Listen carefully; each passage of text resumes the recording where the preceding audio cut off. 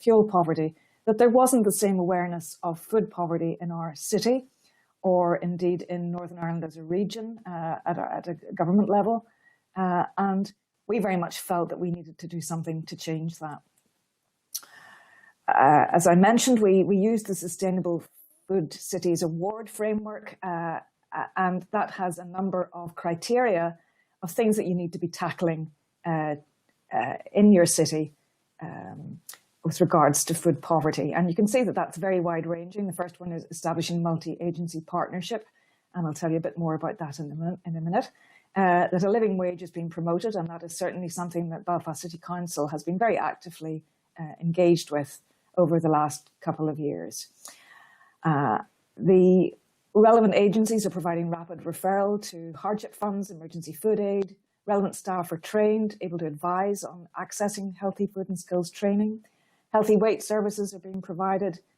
Efforts made to maximise uptake of social food provision, like Hannah mentioned, Meals on Wheels, lunch clubs, holiday clubs for kids, breakfast clubs, etc. And then more healthy options available in shops, takeaways, vending machines, catering settings. And then finally, the city's working to prevent food deserts and food swamps. And we found that a very useful framework. So we did a sort of a baseline evaluation of where we were and what we knew that was going on in those different areas across the city. We then identified that we didn't really know what was happening with regard to responses to food poverty in the city, and particularly with regard to emergency food aid. And so we started a data collection process supported by a small amount of funding from our public health agency. And we continue to try and build our coalition and our network and build a relationship with the key decision makers in the city and to start in the development of a citywide action plan. So who's on our food poverty working group? Well, we have the local advice sector. There's an umbrella organisation called Advice NI, who represents all of the independent local advice centres. And then we have some representatives as well from at a local level from advice centres. We have a very good support from Belfast City Council. Belfast Health Development Unit is a sort of a joint unit between the Public Health Agency and the City Council. We have good membership from our local health trusts and as well as the Belfast Health and Social Care Trust, which is the main one, obviously, for the city. We also work closely with the South Eastern Health and Social Care Trust. The Belfast Healthy Cities is one of the WHO Healthy Cities network, and it's a leading city in that, and they're on our group. The Consumer Council Northern Ireland have a remit for food issues as well, and they have joined us and been a very useful partner because they know a lot about, they've done a lot of work in campaigning and advocacy on fuel poverty, and we've been able to learn from that. Fair Share have a regional scheme, a depot in Belfast that supplies charities across Northern Ireland. We have representatives from a couple of food banks, including the Storehouse, which was set up by a local church and was one of the first food banks to be set up in the city. Food Standards Agency in Northern Ireland, GROW, which is a local community garden project, and our public health agency, and then academics from the University of Ulster. Just a little bit about the facts about food security in Northern Ireland. We have a greater reliance here on state benefits than the rest of the UK. We have not yet seen the full implementation of welfare reform, and I will say a little bit about that later. We have, interestingly enough, we have a higher proportion of our income, average income spent on food here, as high as London and the southeast, interestingly enough. We have a greater dependence on convenience stores as opposed to supermarkets. And the National Diet and Nutrition Survey shows that we have some of the poorest nutritional habits in the UK. So not a great starting point. And in terms of the city itself, we know that of the 100 most deprived super output areas in Northern Ireland, 52 of them are within the confines of the city of Belfast. So there is a huge issue with deprivation. and we just expect that, people will continue to see household bills further squeezed. We commissioned a small report, and it was carried out by a researcher from Advice NI on our behalf. And we wanted to find out what organisations in Belfast were providing people with. And we found there were about 36 organisations. This was in March 2015, distributing food parcels either through a food bank or independently. We then went on to define a food bank more rigorously as one that was open to a wider public, not just a closed group like a church, and also that was providing food aid, emergency food aid on a regular basis. And I'll tell you a bit more about how many of those we had in a moment. We found that we had 26 organisations running courses on nutrition, cooking skills, healthy eating on a budget, that we had 19 organisations regularly providing free cooked meals, and we had a number providing low-cost cooked meals, for example, through community cafes, and a number providing uncooked food at low cost, but only 2, so that was relatively minor. In terms of the food banks, a year ago, we found that we had 9, 3 associated with Trussell and 6 independent, and that from the Trussell food banks, we found that about 12,000 people had received emergency food aid from one of their food banks in Belfast over the previous year, 13 to 14, and that was about a 500% increase over the previous year. And then the other 5 of the independent food banks were able to provide us with some figures, one wasn't, and we found that over 4,000 of them had fed people, but they weren't collecting data in the same way, and that's one of the issues that probably is common across the UK. Just to give you an update on that, there's been a further 3 food banks opened in deprived areas of the city in the year since we did that survey. We found the most common reasons for visiting the food bank in Belfast. This is slide 10. And interestingly enough, low income, so people on perhaps 0 hours contracts or minimum wage or below, were a big part of the problem here, is not just people suffering from benefit delays, cuts and sanctions. And then there were the usual range of other reasons why people might be in food crisis. We also looked to see what was being done in terms of community gardens, and at that time we identified 14 run by organisations, and also 12 run by the City Council and 6 allotments. And so that was sort of a snapshot of what we found. We then presented our findings at an event on the 23rd of March last year to over 80 people from a wide range of sectors across the city, and a large number of people involved in food poverty in one way or another. We tested our findings with them, and we asked them to help us develop some recommendations for further action to inform our development of an action plan.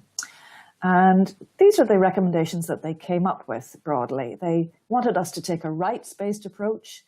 They wanted us to address the structural causes. When I say us, I mean the partnership and all of those involved.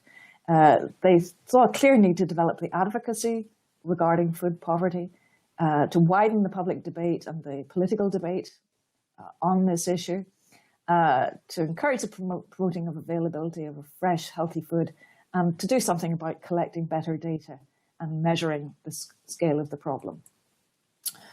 We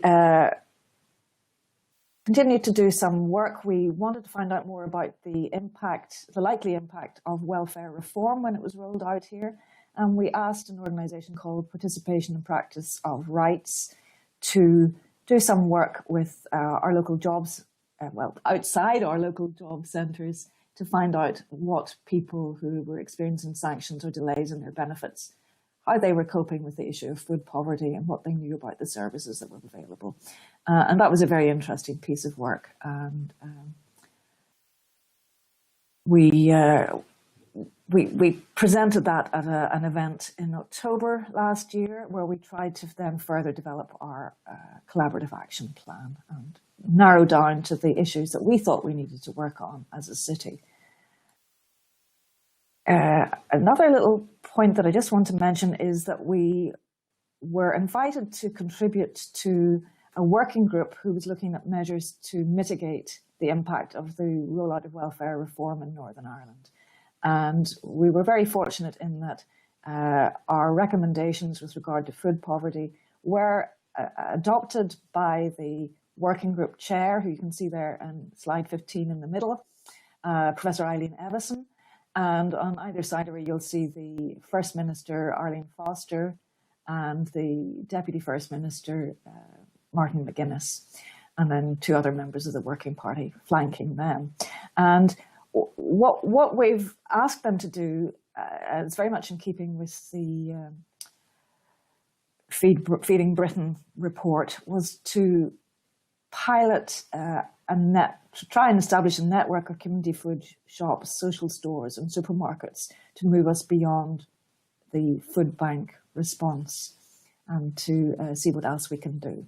So we're about to finalise our collaborative response plan. We presented it to the City Council yesterday and we got a good response from them. We have identified 7 themes, 7 areas where we want to take forward actions over the next year, 18 months. And these are, as I already mentioned, the promoting access to healthy, fresh food through community shops, social supermarkets, and through developing the surplus food redistribution.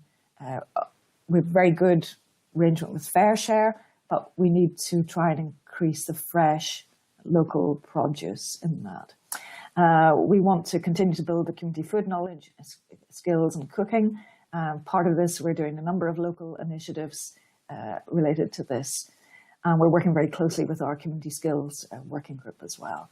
We feel that tackling child hunger, and particularly the holiday gap is an important one. And we'll be taking that forward with the education sector. And then we do want to promote the use of community gardens for growing healthy food, as well as just being there and perhaps getting vandalized and run down.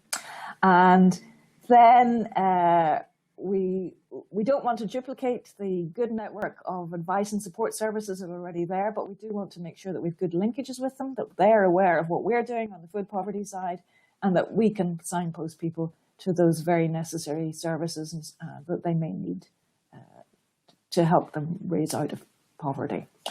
And we are linking with Hannah and other colleagues across the UK in terms of trying to determine the best practice for monitoring food poverty, so that we're not just reliant on figures from food bank usage.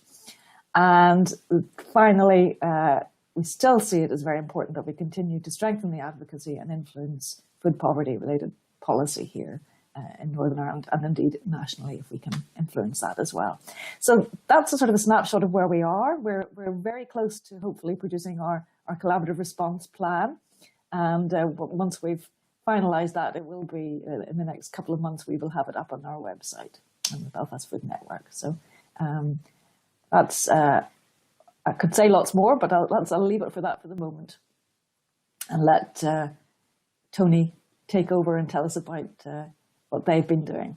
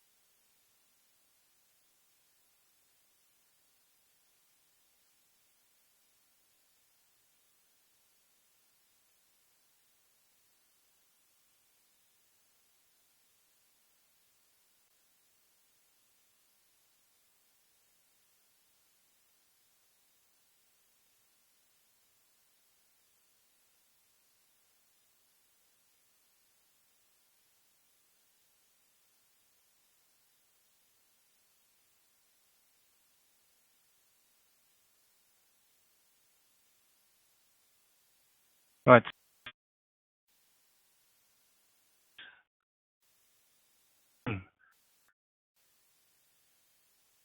Hello, Tony. Can you hear me? Can anyone hear me? Okay, on. Can you get ahead? Yeah. Tony?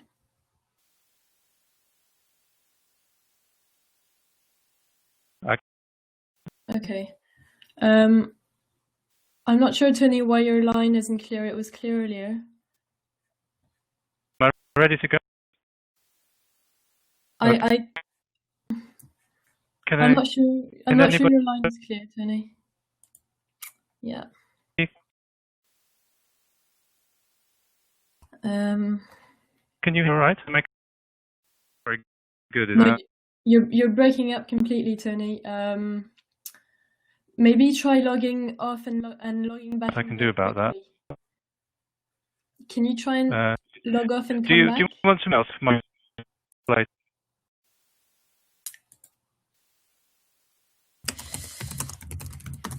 Hello? Yeah, Tony? Yeah. Can you try logging off and coming back to see if that helps, please? Okay, I can. Yeah. If you just use the same link as you did earlier to log in. Sorry about this, everyone. We'll just try and fix the sound quickly. Hannah, I don't know if we can hear you. Hannah, are you there?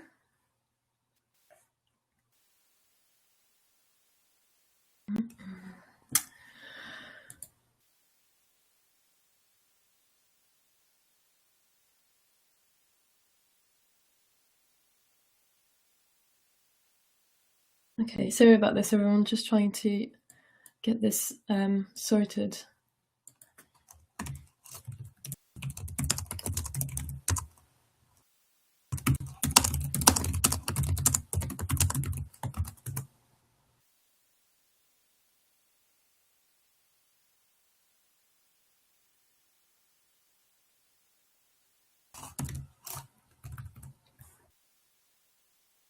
Emily, can you hear me? I've just unmuted. Yeah, can you hear me? Yes, I can hear you. Okay. Hi there. Right. Okay. Yes, let's see if we can. Why not go ahead with your presentation, and I'll try and sort things out with Tony in the meantime. Is that okay? Sure, that's fine. If nobody minds, I might as well get on, and then hopefully we can sort Tony's sound out. And sorry about that, everyone. Can I just check can you maybe somebody type in the box if you can hear me? Hey, so it looks like we have some sound. I'm sorry about that, everyone. It's quite hard setting these webinars together. I have to give you a bit of a health warning that having had no sound from Tony, I've got the opposite problem because my broadband wasn't very good in the very quiet room I was doing this from. I've actually moved down to my living room and I have 2 cats, 2 dogs and a front door here. So you might get a little bit more noise than you bargained. In fact, I think that was the postman there. Hello? I think we have Tony back. Hello, yeah. Okay, yeah, we can hear Tony. It's breaking up a bit. Tony, can you hear me? Yeah, I can hear you fine. Yeah. Okay, right.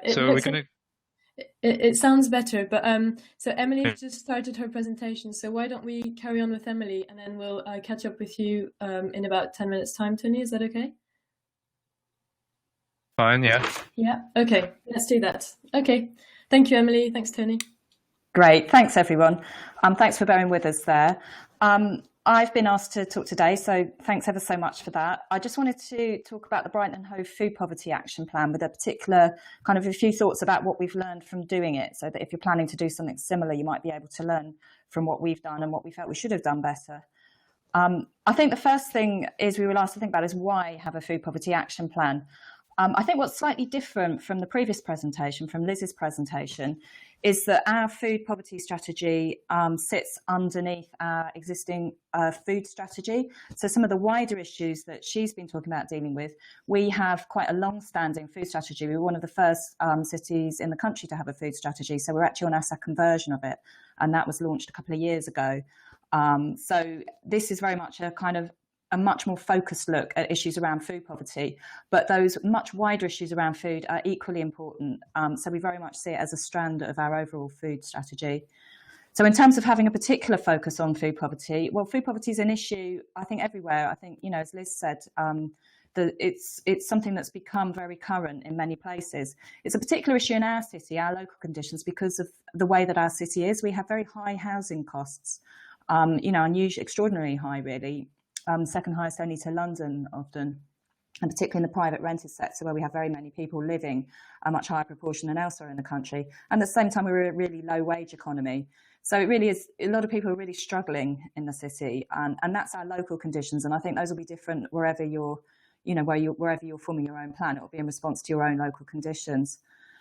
The reason for having the kind of plan we've done, which is quite a kind of big, complex partnership sort of exercise, is that we felt that this and the people we spoke to about this felt that food poverty is actually really complicated and really difficult.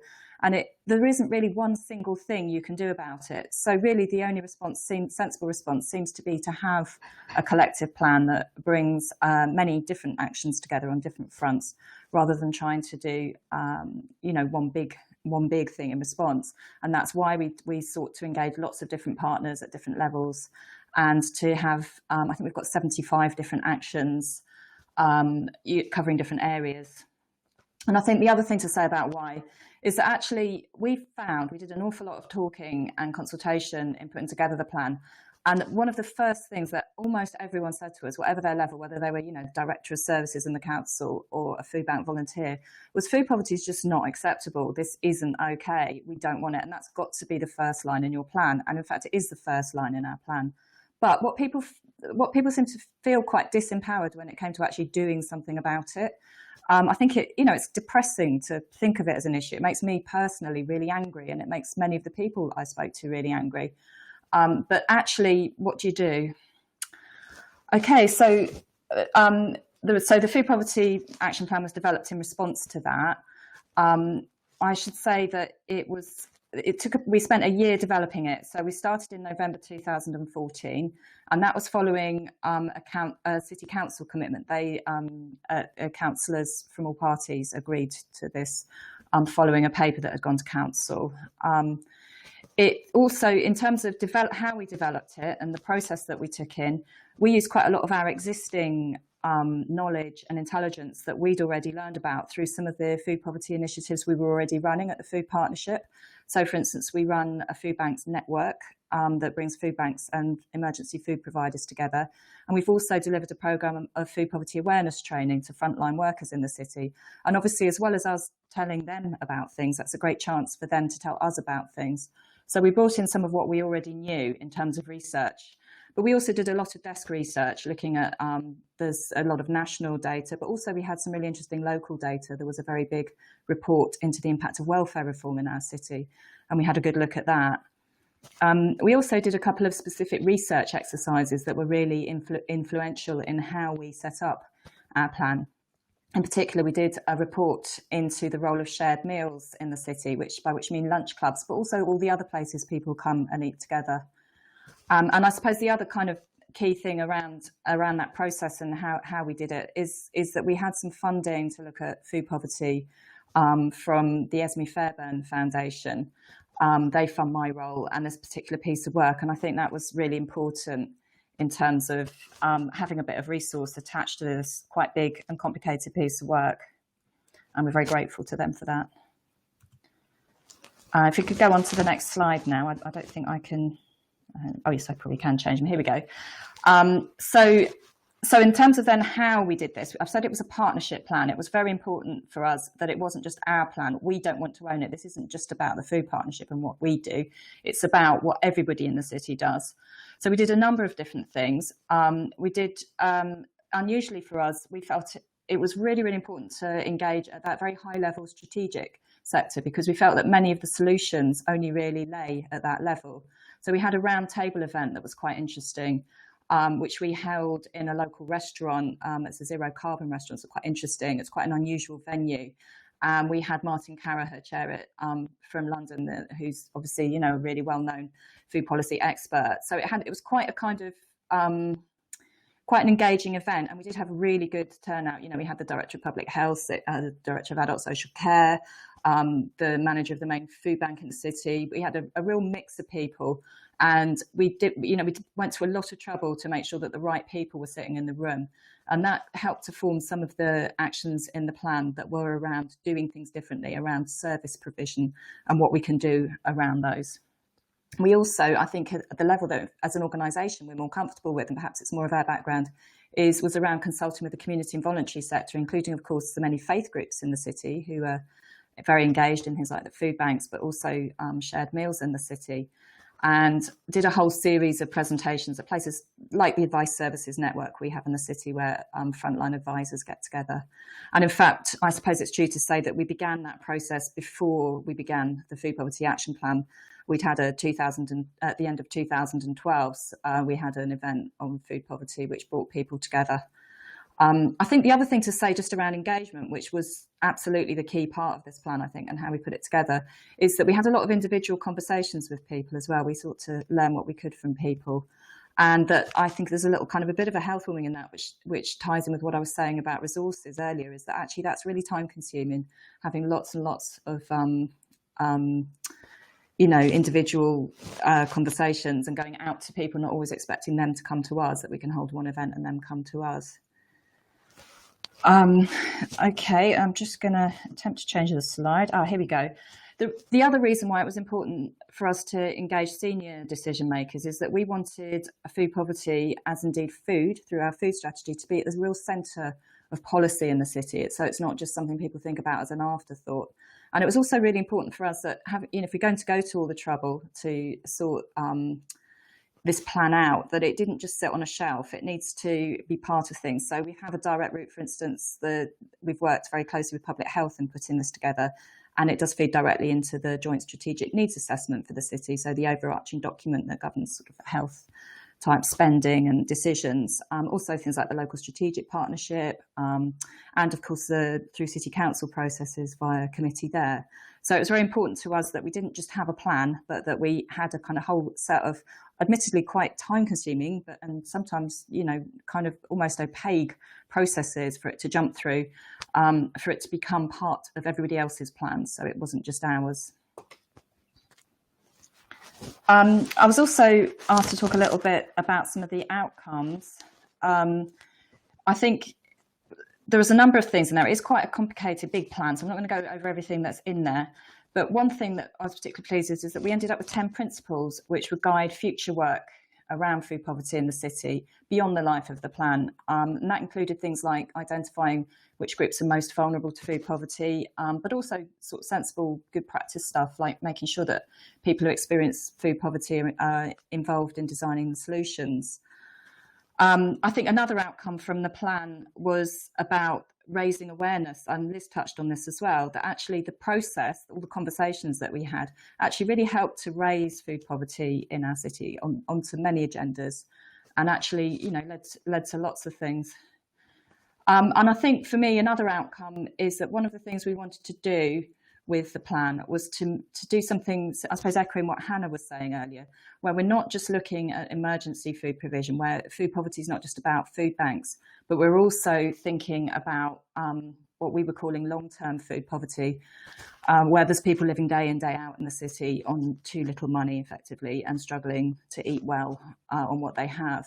And we really felt it was really important that we shifted the conversation. And so that was part of, we kind of designed this infographic with a designer to try and put that across in the plan, where we've got the kind of crisis food poverty at the top.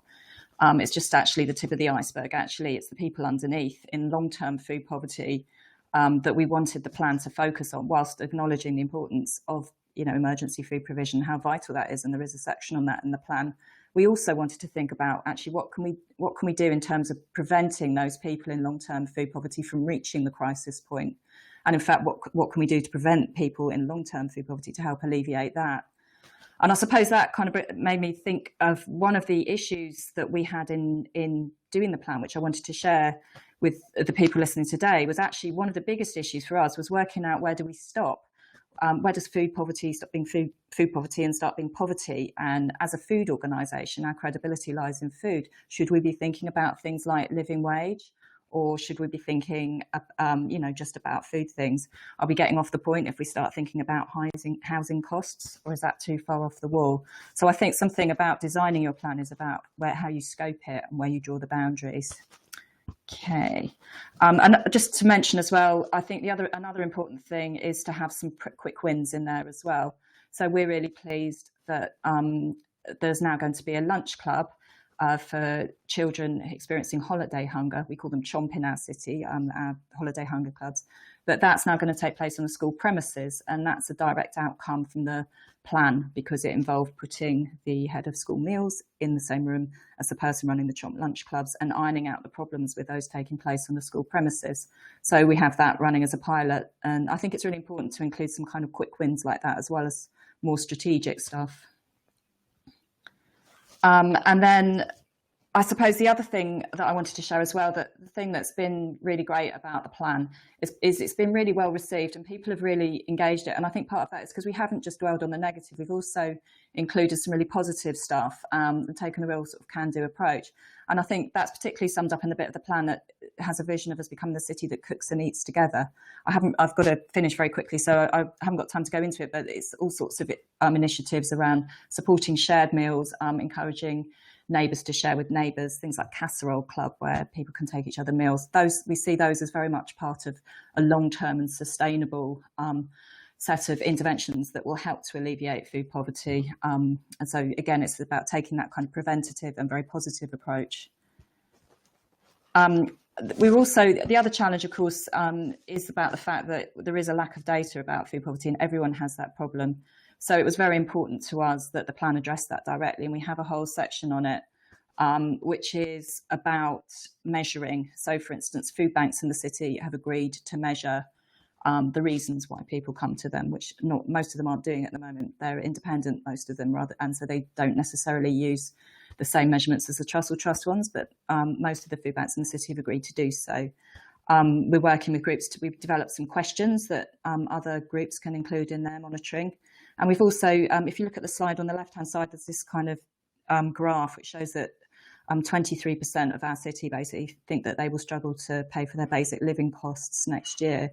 And that's a question that was included previously, and the action in our plan is for that to remain in an annual City Council survey.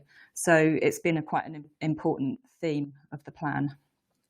Okay, I'm going to just give a bit of a health warning as well. I mean, I think the environment that we've been doing that, like I'm sure it's the same everywhere, is that there is no money out there. And not only that, lots of the people we're working with are losing their jobs. Services are being cut. I think it's really important to be very realistic about what you might want to achieve.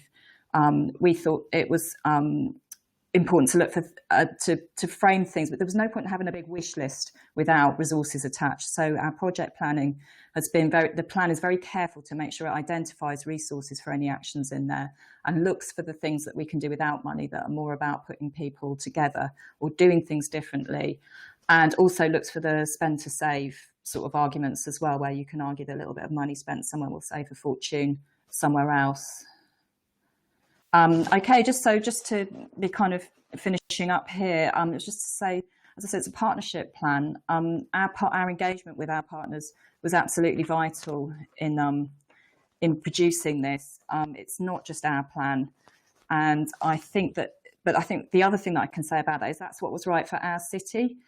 We are a very partnershipy kind of city. We have a very active and vibrant community, voluntary and faith sector. So that was what was right for us. It might be that that's not right for somewhere else. And I think that's the other thing, is to look at your own city and see where your strengths are and where your issues are and work from that. Okay, so I'll finish there. If you're interested in our food poverty action plan, it's on our website, which is bhfood.org.uk. And I'm also just in the process of finishing off a case study about how we did the action plan, and I will send that around the Sustainable Food Cities email list to those who are on that. So that's, quite a good way of sort of summarising some of the points that I've made today. Thank you, everyone. Thanks for listening. Thank you very much, Emily. Really appreciate hearing your story, and very interesting to hear the similarities, points of similarity and difference with the Belfast experience. I want to thank everyone for hanging with us during the technical issues on the webinar. I just heard from someone via email who said that she was having a difficult time using the chat box. If you are also in that situation and have a question you'd like to share, you can email it to me. I'm monitoring my email while we're on the webinar, and my email address is hannah@sustainweb.org. We have been getting lots of questions in, so use that only if you do feel like you're having difficulty. All right, I will now pass the baton to Tony, and hopefully the audio will work, and then we'll go to your questions for the presenters.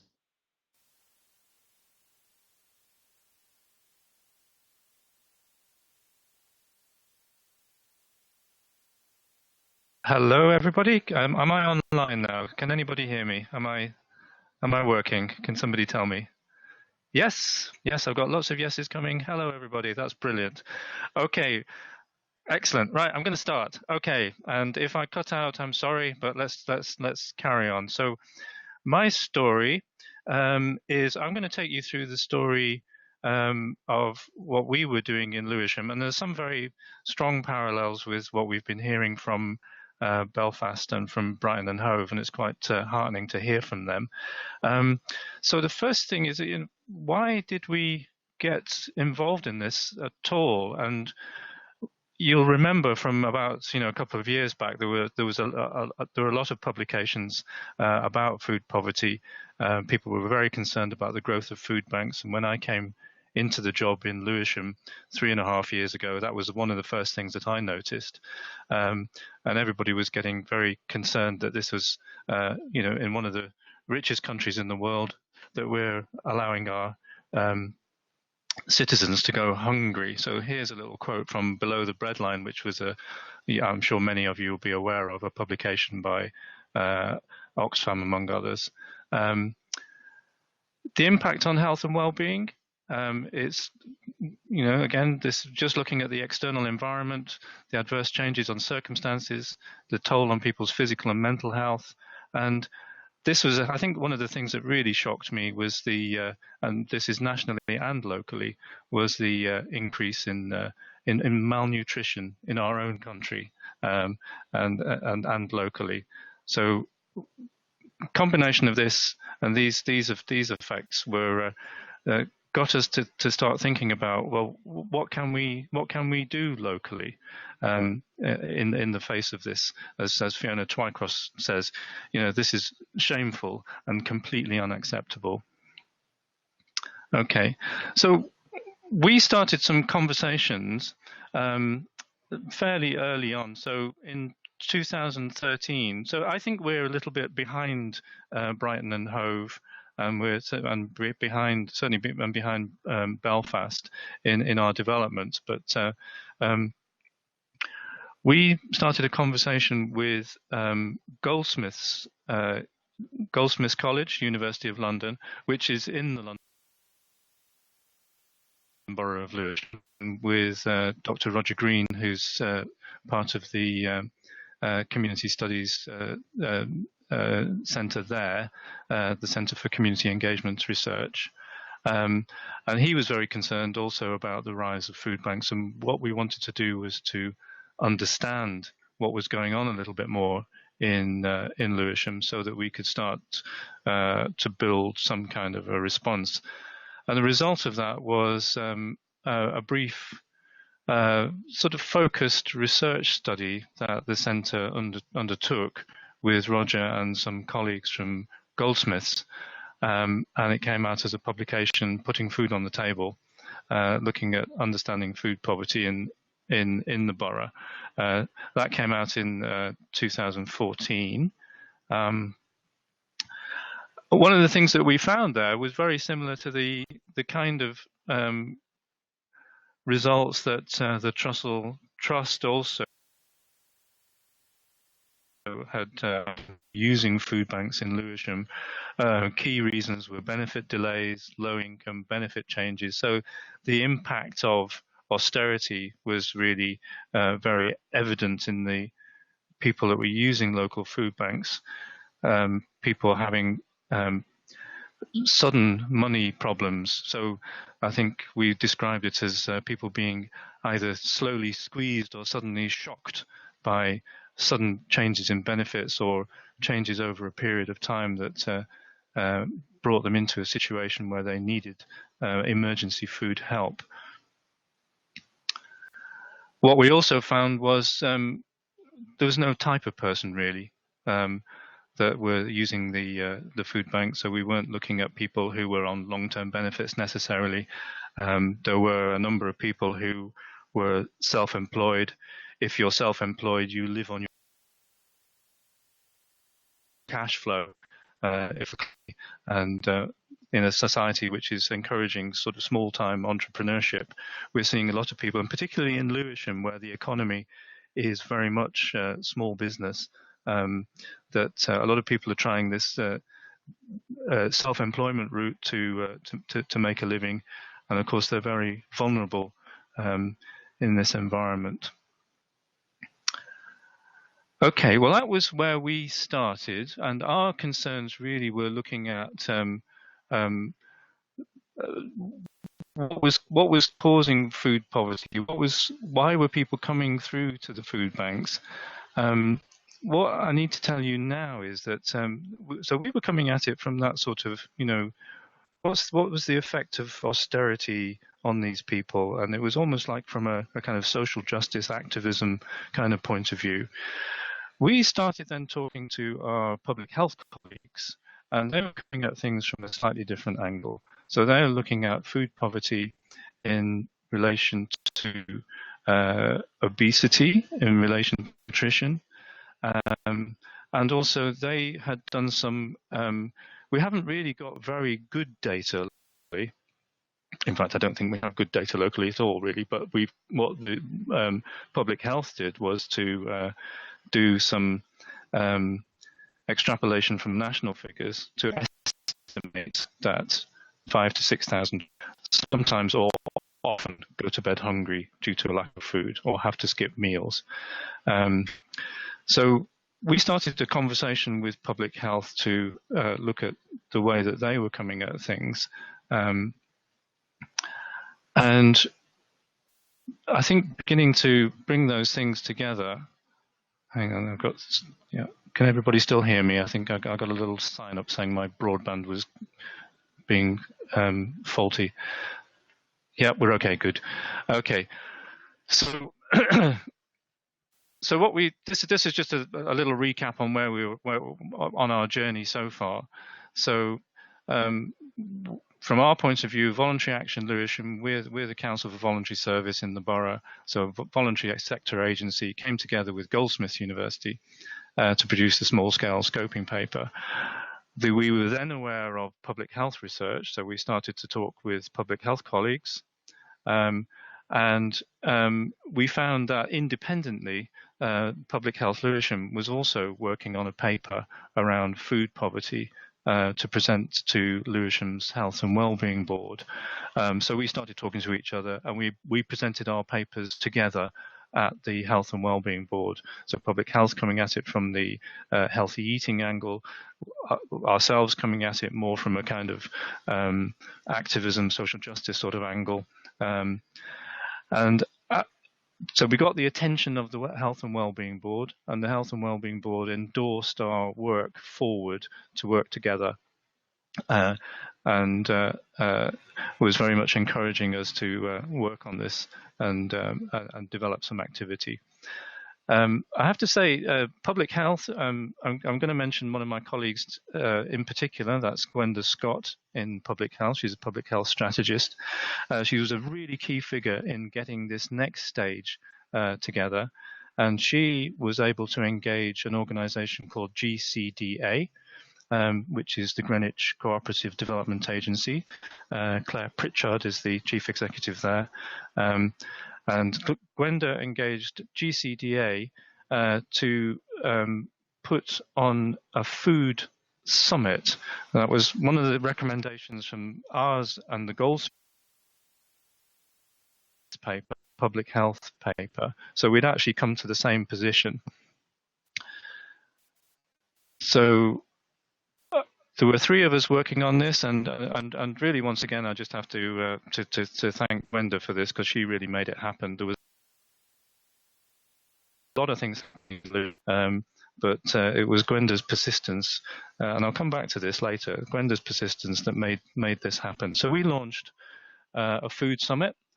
It was endorsed by the Mayor of Lewisham, Sir Steve Bullock, who you'll see in the middle of the slide there, and that's myself in the top left. Presenting issues on food poverty in the borough. Now, when we engaged GCDA, Pritchard in Greenwich, they produced a food plan in Greenwich, similar to the Brighton and Hove one, I believe. A helpful resource. You'll see Claire actually in the picture on the top right, in the very right-hand corner. She introduced us to Sustain and the Sustainable Food Cities. So it was a combination of learning from public health, learning from our own experience, and then finding people who were connected with larger strategies and ways of doing things, because we'd often talked about poverty in the borough. We talked about poverty, we talked about food poverty, and we were it's a huge issue. And we kind of looked at each other blankly and think, how do we get into this large issue?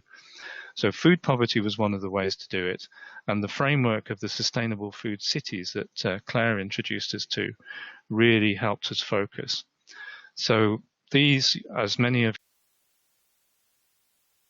you will, of the Sustainable Food Cities approach, and this is what we used to frame our plan. So what we've done, we've established a working group, which actually is myself, GCDA, and Public Health at the moment, and we've now recruited a couple of other people, and I believe one of them is listening in, who is who runs a food bank in Lewisham.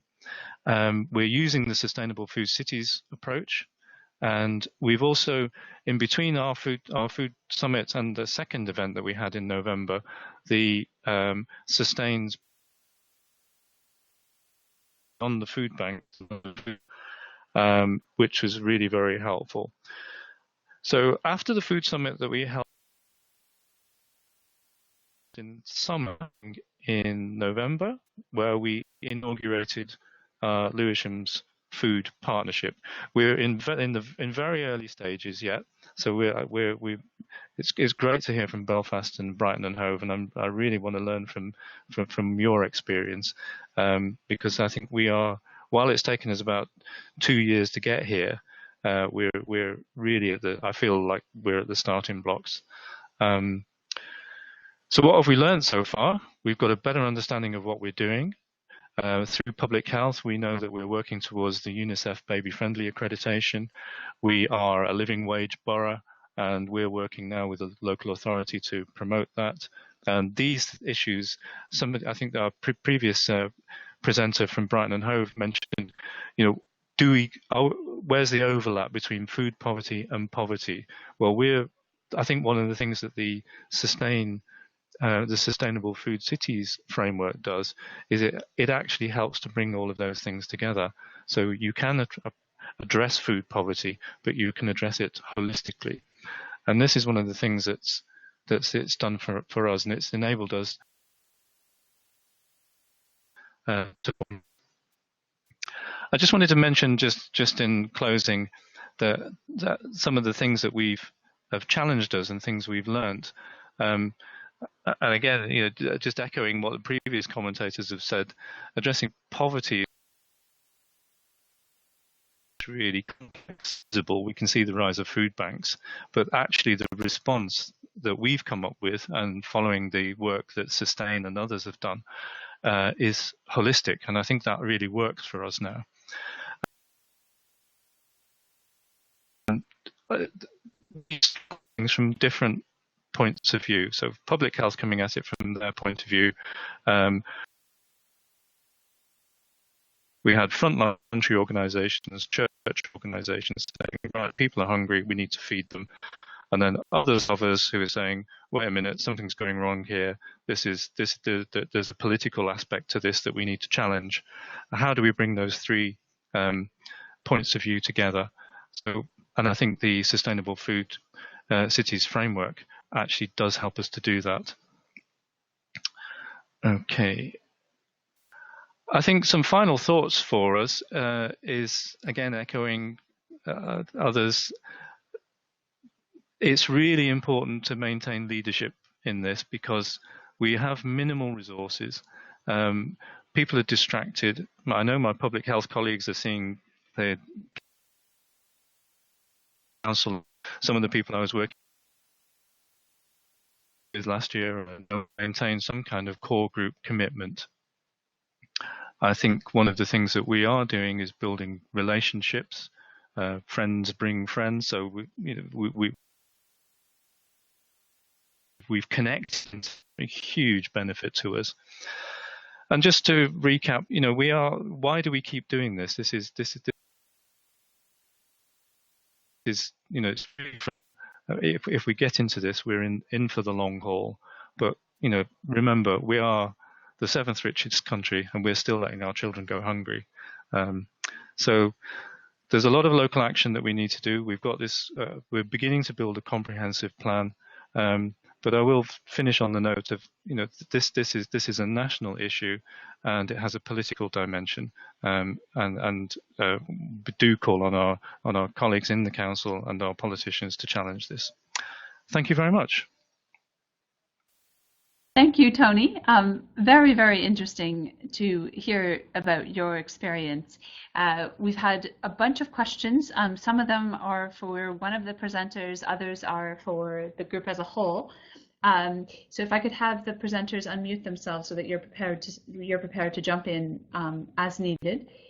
Now, the first question that I wanted to ask is around ownership. You all emphasized the partnership nature of your working, but I wonder if you had any particular issues with ownership. I mean, clearly you've highlighted how political, political food poverty is. How did you navigate any disagreements, issues of ownership, or strong differences in the steer that your partners brought to the table? Right. Do you want me to answer? Sure. Go ahead, and then Yeah. Emily.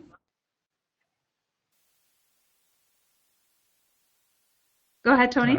Okay. Yep. I can. So you asking about issues of ownership, and I think coming back to.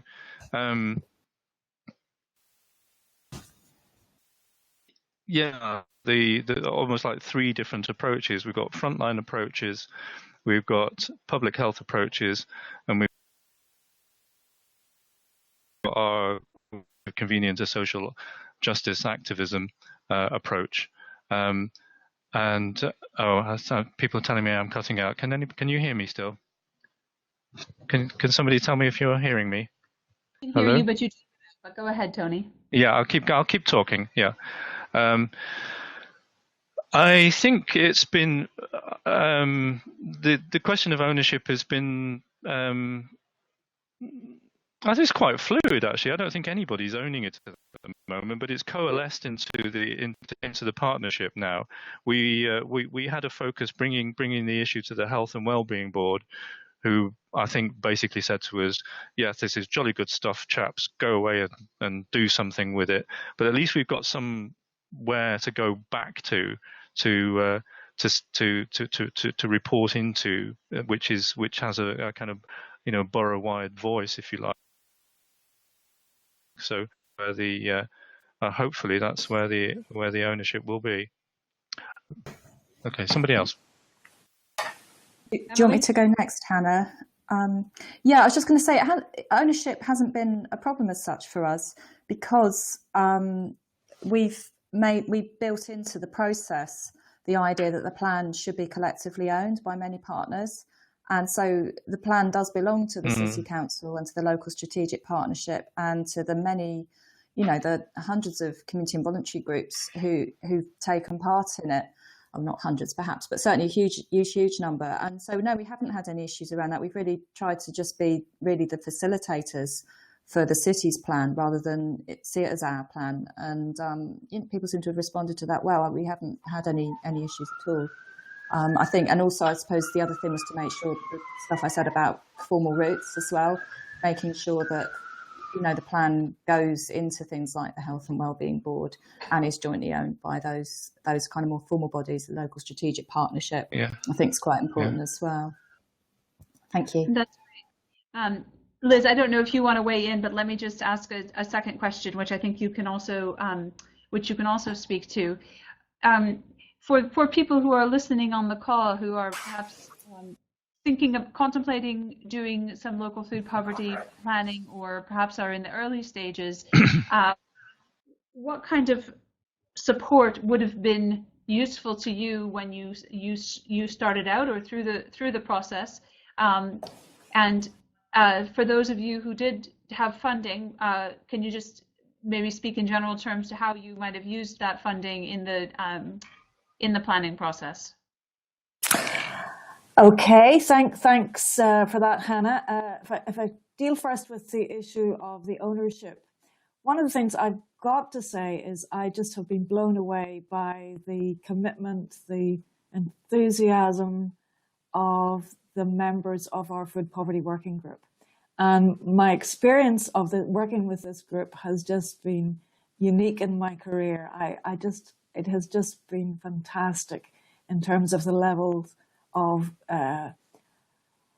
work that people are prepared to do on top of their day jobs, the support that they've given to that. And, that has just built up a tremendous momentum. We've had great support from the City Council in that they gave us funding from the start following the Esme Fairbairn grant, which we got as one of the 6 founding cities across the UK. Now that's not a huge amount of money. In total, we have enough core funding to employ 1 full-time worker, our coordinator, Kerry Melville.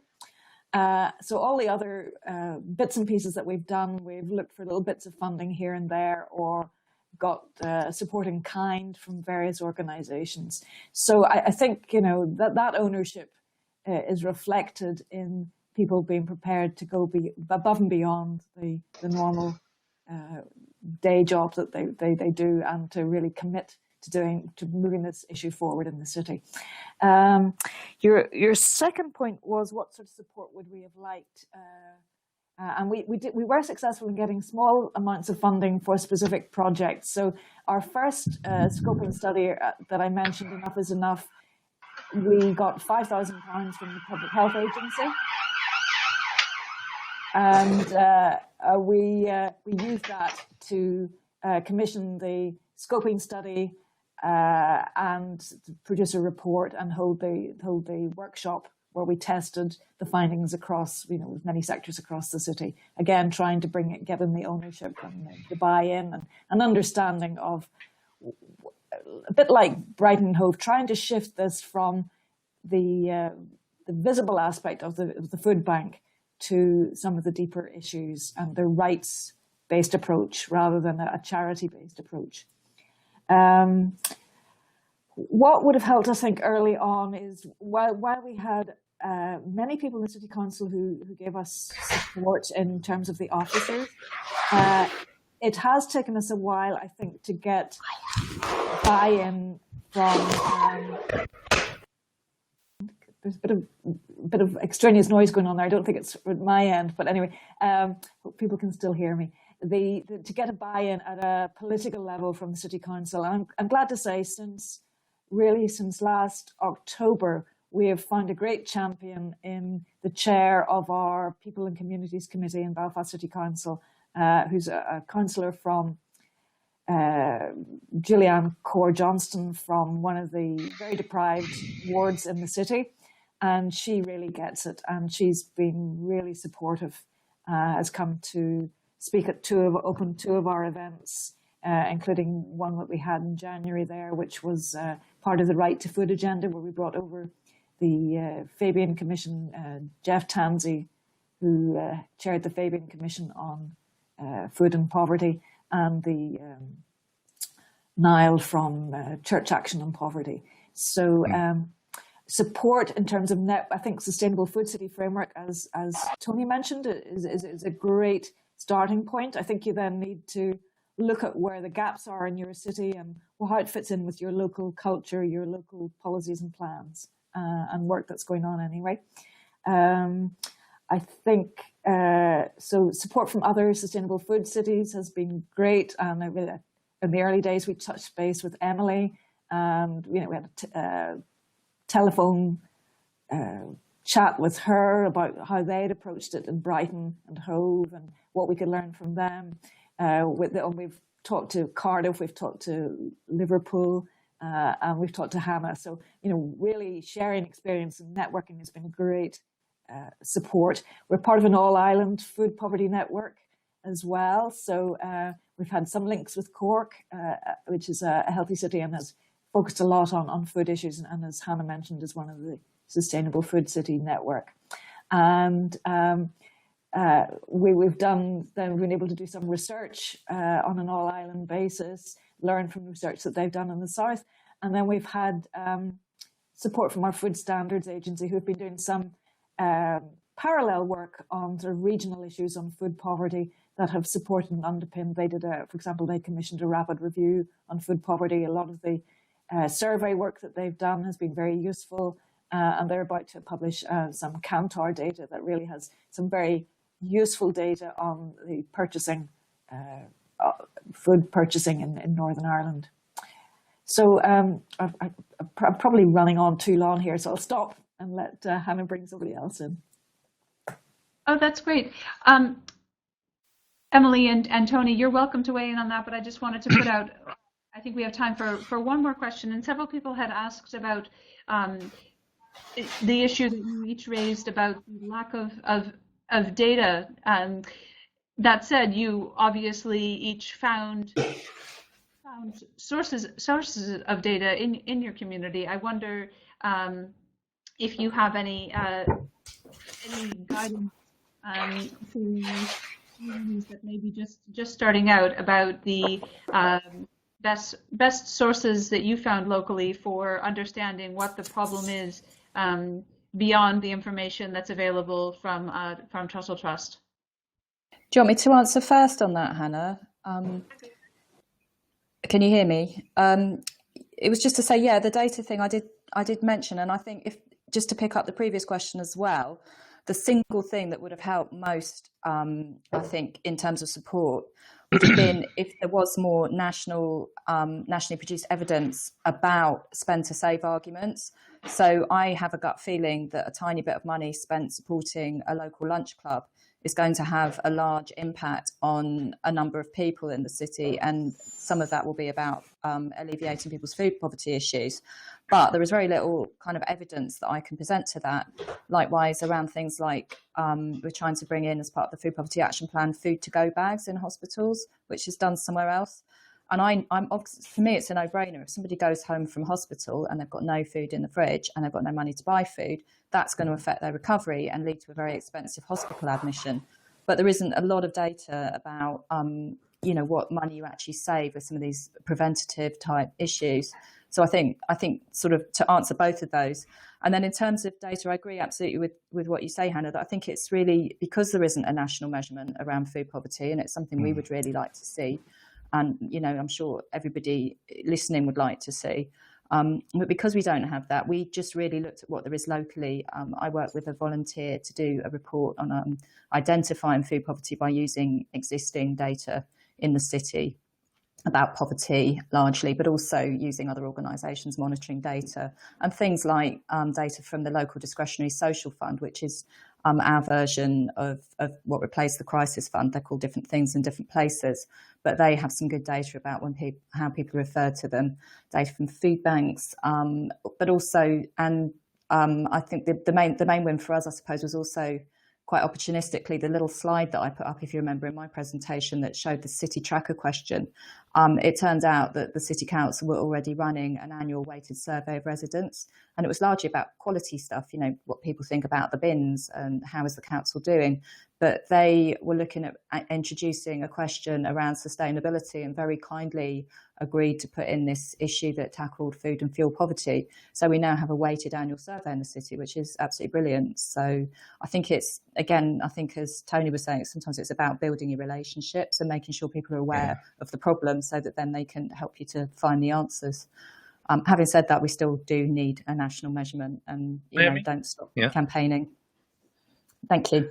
Yeah, thanks. Can people hear me? I know I've had some problems. Can I just get? Yep, you can hear me. Great, good. I just want to pick up a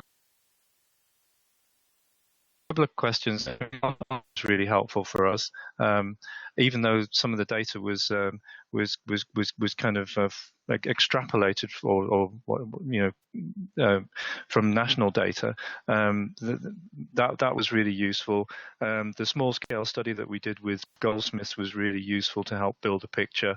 I think what people are saying about some kind of national agreed indicators as to what food poverty is and what it is that we're measuring, so that we can then say, are the programs and interventions that we're planning together collectively, are they going to have an impact? Are they going to make a change? I think we do need something like that. We haven't got that.